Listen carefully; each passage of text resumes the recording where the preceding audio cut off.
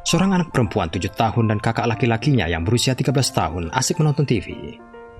Orang tua mereka tidak akan pulang kerja selama beberapa jam sebelum membuat makanan ringan.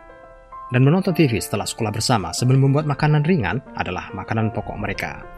Si kakak biasa berada di sofa saat adiknya duduk manis tepat di depan televisi dan menyalakannya. Ini adalah waktu tayang Pretty Pony Paradise, dan satu episode pun tak pernah terlewatkan olehnya. Kakaknya lebih suka nonton yang lain, tapi dia juga suka melihat adiknya senang. Jadi dibiarkanlah si adik menonton kuda poni bertualang. Namun hari ini, ketika dia beralih ke saluran yang benar, ada hal lain. Alih-alih lagu tema Pretty Pony seperti biasa, musik sirkus keluar dari speaker televisi. Anak kecil itu memperhatikan saat kata-kata berwarna cerah, Bubble si badut muncul di layar. "Hei, ini bukan Pretty Ponies," katanya pada kakaknya. Tapi saat si adik melihat ke belakang, kakaknya tertidur. Anak ini tidak senang, tapi tetap menontonnya. Mungkin pertunjukan kudanya akan main setelah itu. Musik sirkus berhenti dan badut yang tampak ceria berguling-guling di layar. "Hai anak-anak," badut norak berkata. "Kamu suka? Senang-senang?" Si anak perempuan ini sudah suka dari tadi. Mungkin acara baru ini tidak terlalu buruk. Dia memperhatikan saat Bubble berjalan menyusuri jalan di kota kecil Amerika. Semua orang tampaknya menyukai badut yang bahagia itu, melambai padanya saat dia lewat. Bubble berhenti di depan sebuah rumah di mana seorang pria sedang memotong rambut. Dia meyakinkan pria itu untuk menghentikan pekerjaannya dan bergabung dengannya. Dan keduanya dengan senang hati menuju trotoar. Anak ini sedikit bingung dengan pertunjukan ini. Tidak banyak lelucon, tapi dia tetap menontonnya. Bubble dan teman barunya berhenti di depan sebuah rumah menyerupai tenda sirkus. Pasti tempat tinggal Bubble. Dia mengundang pria itu masuk dan mereka berdua memasuki rumah. Di dalam, Bubble menyiapkan beberapa minuman untuk pria itu. Anak kecil ini memperhatikan saat Bubble pindah ke dapur. Di sana ia mengasah pisau, menjelaskan langsung ke kamera cara terbaik menyiapkan daging, cara membuang kulit dan daging dengan hati-hati, dan bagaimana tulang disimpan untuk persediaan sup di masa mendatang. Anak ini terpana menonton pelajaran Bubble ini. Mungkin ini pertunjukan yang bagus. Mungkin ini acara favorit barunya. Anak kecil ini bangun, kakaknya masih tidur dan pergi ke dapur, mengeluarkan laci untuk membantunya menggapai konter tempat pisau berada, dan mengeluarkan pisau daging. Terlihat gemerlap dalam cahaya, terpesona dengan ujungnya yang tajam dan berkilau. Si adik kembali ke ruang keluarga menuju sofa di sebelah kakaknya yang sedang tidur. Dia melihat saat Bubble menjauh dari panci merahnya, daging mendidih dan melihat langsung ke kamera. Si anak berdiri dan mengangkat pisau daging itu. Bubble berjalan ke arah kamera dengan pesona di matanya, seolah dia bisa melihat melalui layar dan memperhatikan anak ini. Dia perlahan mengangkat pisau di atas kepalanya saat Bubble mulai berbisik. "Ayo, lakukan, ayo, lakukan." Menjilat bibirnya untuk mengantisipasi. Anak ini berhenti sejenak, melihat kakaknya yang sedang tidur sekali lagi, dan menurunkan parang itu. Hai, saya Dr. Bob, dan ini SCP-993. Juga dikenal sebagai Bubble si badut.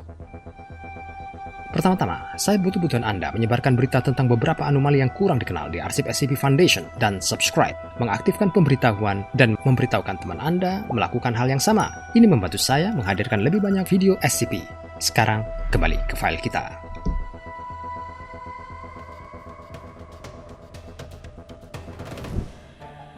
SCP-993 adalah sebutan yang diberikan SCP Foundation untuk program televisi anak-anak berjudul Bubble si badut. Sekilas pertunjukan Bubble si badut tampak seperti standar kartun anak-anak dengan warna-warna ceria, cerah, maskot, dan formula umum yang melibatkan karakter tituler Bubble.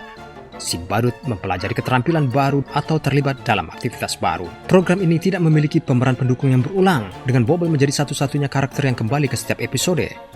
Pengaturan biasanya berubah saat antar episode juga. Bubble sering terlihat di lokasi baru atau unik. Meskipun ini acara yang dibuat untuk anak-anak, sifat anomali yang diperlihatkan program televisi aneh ini segera terlihat. Pertama, siapapun yang berusia lebih dari 10 tahun yang menonton pertunjukan akan pingsan setelah acara dimulai. Dan akan tetap dalam keadaan koma hingga program berakhir. Setelah bangun, mereka melaporkan merasakan sakit kepala yang menusuk dan menyakitkan sesaat sebelum jatuh pingsan. Properti pertunjukan yang paling mengganggu dijelaskan mereka yang berusia di bawah 10 tahun yang dapat menonton program tersebut. Mereka melaporkan melihat Bobble, si badut, mengajarkan pelajaran pertunjukan anak-anak, memuji kebaikan kebersihan atau tidur tepat waktu. Tetapi dengan Bubble pelajarannya sangat berbeda. Topik yang Bubble berikan mendorong anak-anak untuk mencoba melakukan penyiksaan, pembunuhan, dan bahkan kanibalisme. Saat subjek menonton, pelajaran tersebut tampaknya tertanam dalam pikiran mereka. Paparan berulang terhadap pertunjukan tersebut menghasilkan efek permanen yang menyerupai gejala psikosis atau skizofrenia. Episode Bobble, si badut terdokumentasi, menyertakan Bobble di kota besar, di mana Bobble muncul di kota besar Amerika Serikat yang mengingatkan kita pada New York dan menginstruksikan pemirsa tentang bagaimana cara menghindari deteksi saat menyalakan api dengan sumber daya umum seperti obat nyamuk bakar. Episode berakhir, Bobble membakar gedung besar sebelum dia keluar dari layar. Kamera terus terkunci di gedung yang terbakar, terdengar suara jeritan. Dalam film lain berjudul Penyelinapan Bubble di hari Sabtu, Bobble kembali berada di kota besar. Kali ini terlihat mirip London, Inggris, dengan Menara Elizabeth dengan Big Ben terlihat di latar belakang. Di episode ini, Bobble mengikuti seorang wanita saat dia masuk ke rumahnya. Begitu sampai, Bobble menikamnya sebelum memberikan tips kepada penonton tentang bagaimana tetap tidak terlihat di tempat ramai. Bobble mendapatkan kebenaran. Badut di tahanan kamp perang. Bobble menyiksa seorang tentara yang tertangkap. Dia bertanya yang tidak masuk akal tidak mungkin dapat dijawab tentara itu. Ini berlanjut sampai tahanan meninggal.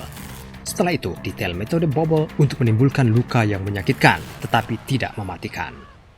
Bobble Benci Kamu adalah salah satu episode terdokumentasi yang paling mengerikan. Bobble duduk sendirian di sebuah ruangan kosong dengan geram menatap penonton selama 30 menit penuh.